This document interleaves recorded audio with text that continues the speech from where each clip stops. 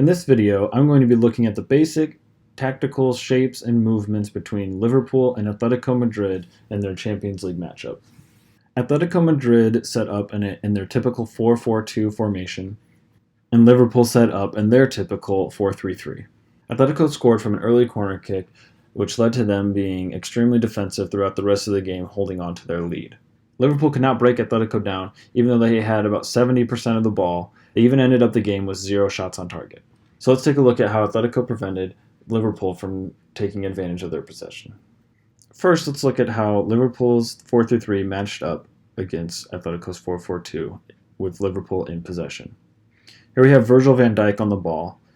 The 4-3-3 setup here is pretty typical. So let's look at some of the movements off the ball that Liverpool used to try to exploit the spaces in Atletico's very zonal 4-4-2.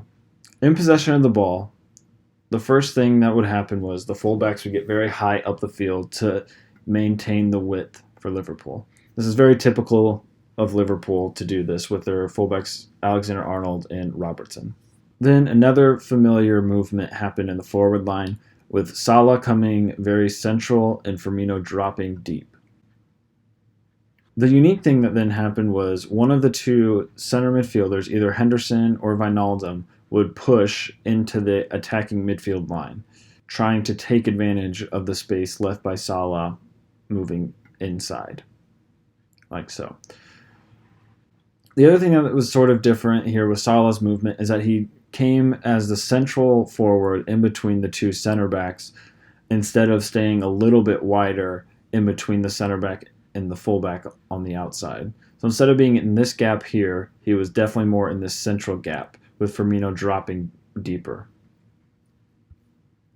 The next movement that happened then was the two center midfielders left, Fabinho and then either Wijnaldum or Henderson. In this example, it's Wijnaldum, would form a double pivot in behind the forwards of Atletico Madrid and ahead of their midfielders, like this. The reasoning for this seems pretty simple. Liverpool are expecting the two Atletico forwards to step out and help pressure the ball. So then the now two holding midfielders would drop off into the space between Atletico's forwards and midfielders to receive a pass. Once the ball is passed in, here from Van Dijk to Fabinho, Atletico are now in a difficult situation. If you see my recent video on pinning, this is basically what Liverpool were doing. Salah here in the center is pinning the two center backs of Atletico Madrid. Henderson here is pinning the left midfielder Lamar and the central midfielder from Atletico. Firmino has dropped in and pin the two center midfielders, and Mane is pinning the center midfielder and right midfielder on this side. Robertson here is then pinning the right fullback from Atletico, and Alexander-Arnold is pinning their left fullback. All this means that if any Atletico player were to step out in order to shut down the ball, there should be a Liverpool player in space. So in this example, if the number 8, Saul, for Atletico steps to Fabinho on the ball, remember Firmino is pinning the two center midfielders and Henderson is pinning the outside and center midfielder. Both of them now have an open space to drop into, still just behind the center midfield line. So because Henderson and Firmino have now dropped into this space, either the outside midfielder would have to tuck in, Lamar would have to tuck in on Henderson, leaving Alexander-Arnold in a 1v1, which is good for Liverpool, or Henderson's wide open. So if we see the pass come into Henderson, then he'll pass across to Firmino, and now you're slipping Salah in behind the defense, which is what you want. So the goal for Liverpool is basically to get the two forwards to come out and press, then get the ball into one of the two midfielders, and force one of the four Atletico midfielders to step out, then either leaving one of the fullbacks out wide isolated 1v1 against an Atletico fullback, or a center midfielder steps out and you leave one of the three central players open, and eventually the goal is to slip Salah in behind. However, Atletico, as we saw, basically just let the center backs have the ball and pass back and forth. Atletico stayed very narrow, allowing balls out to the wide areas. So their forwards basically only came out to about here. So the two holding midfielders were never very open and behind in between the Atletico midfield line and forward line. So what would happen is one of the midfielders would step out wide instead, get the ball out wide, which is a much less dangerous area, and then play down to either Robinson on the left side or Alexander-Arnold on the right side. However, Atletico were more than okay with this.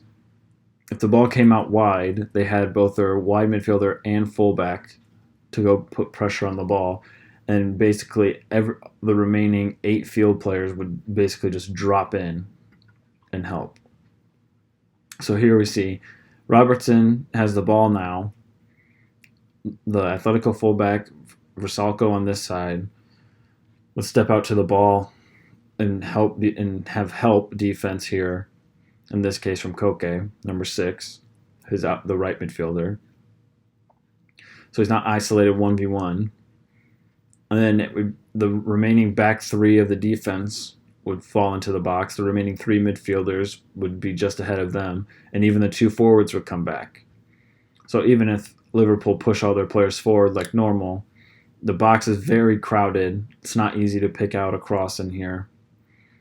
And Atletico have everything covered. And because they're up 1-0 pretty much the whole game, this allows them to have the advantage of not having to worry about a counter-attacking situation nearly as much. So now let's come back here and say that Van Dijk tries to play a long ball and it's intercepted. Let's now look at the transitional phase of what Atletico tried to do. Basically, they kept it very simple. Their forwards would step high and their outside midfielders would step up. Lamar on the left side particularly would come very narrow. However, their holding midfielders would stay pretty compact and in the middle. Versalco on the right side would not get forward too often unless there was space for him to do so. But on the left side, their left fullback Lodi was the one who basically had all of the attacking opportunity. He provided a lot of crosses, including a good pass for Morata, which he slipped before taking a shot. But all this for Atletico was with the lead. So they stayed very stationary in transition. They're holding, like I said before, they're holding midfielders and most of their defensive line staying solid. Their fullbacks, or even Lodi, if the ball was on the right wing, he would be more towards half field. He wouldn't be trying to stretch the play like at Liverpool do here with their fullbacks. They were very much staying on one side of the field with or without the ball in order to be compact in transitional phases of the game. So you can say Atletico played extremely defensively, and maybe they were the reason this was a bit more of a boring game. However, Liverpool were not very adventurous in the attacking phase. A lot of balls played in between the lines were there to be played into maybe a winger stepping inside or a forward dropping deep, but Liverpool stayed extremely cautious, probably in case they didn't want to give up another goal on a counterattack. Atletico stayed very compact after they gained the lead and basically didn't really look to attack much. So Liverpool might feel hard done by that they had 70% of the ball, but really they did have 0 shots on target. So there's not a whole lot to complain about in terms of creativity from the Liverpool players. Thank you for watching the video. Please leave any feedback in the comments.